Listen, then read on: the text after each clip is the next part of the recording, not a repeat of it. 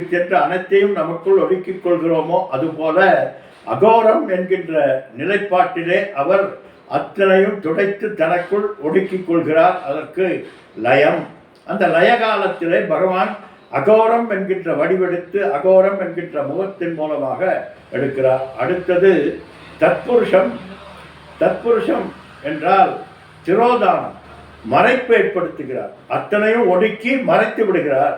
அடுத்தது ஈசானம் என்கின்ற நிலையில அருள் தருகிறார், அனுகிரகத்து நமக்கு ஞானத்தை கொடுக்கிறார். இப்படி இத்தனைக்கும் இந்த 5 குணங்களை 5 தன்மைகளாக 5 தொழில்களாக ஆக்கி ஒவ்வொரு நிலைப்பாடுகளிலும் நம்மை இந்த சிருஷ்டி திதிலய காரணமாக அது மட்டுமல்ல மறைத்தல் அருள்தல் என்கின்ற